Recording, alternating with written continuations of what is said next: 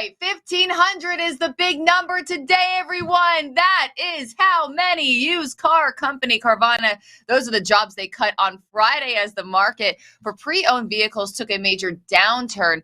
Shares in Carvana, they dropped almost 10% intraday and ended at $8.06. Wow, at the closing bell. Now, that's in comparison. Shares were at 239.63 per share at the start of the year, guys. Garrett, what are you seeing in the pre-market auto market, and will the pre-owned auto market, and will we see less used car companies with so many macro headwinds just working against them?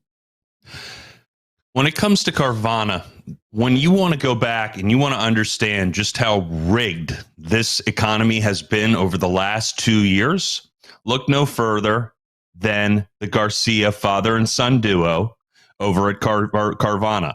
In November, when the stock was trading well north of 200, they were unloading millions and millions and millions and millions of shares. Wow. And roughly $4 billion in shares have been unloaded in that company in the last 5 years. There was virtually no insider buying until earlier this year when the stock pulled down into the 30s. And now you're seeing a couple administrative people buying it at 10. This company has no pathway to profitability.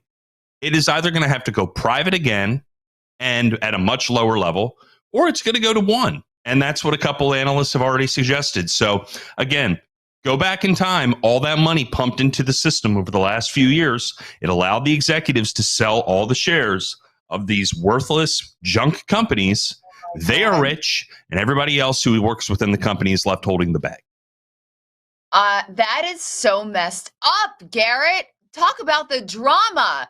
Kenny, Carvana, it went from $360. Garrett is saying that that they were selling it at the insiders were selling it at this area while everyone else was bag holding on the way down.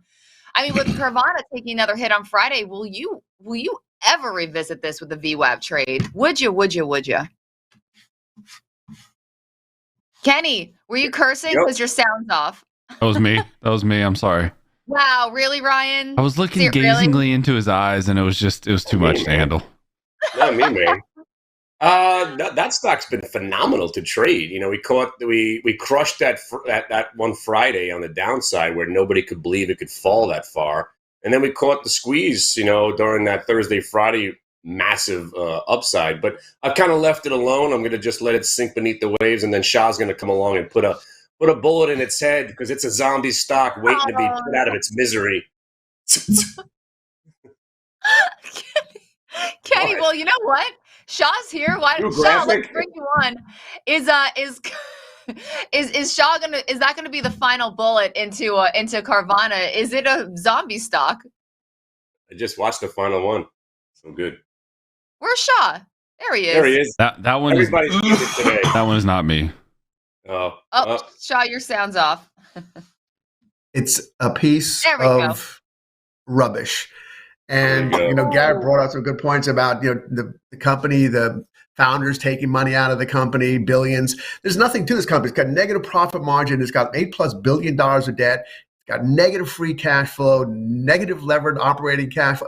It's just a piece of garbage. The only thing that's got going for it, which makes it a little tough, it's easy for Kenny to trade, but if you're going to take a longer term position, let's say if someone's interested in shorting it, try and pick up some money, or even maybe buying puts or a put spread, the difficulty here is it's going to have pops, which Kenny's able to trade because it's got 60% of the floating shares have been shorted. So you're going to get these downturns, and then you're going to get some crazy pops sometimes. So the way to play it is the way Kenny plays it, just trade at short-term basis. But as far as going to $1, yeah, I think there's a good likelihood this one's going out.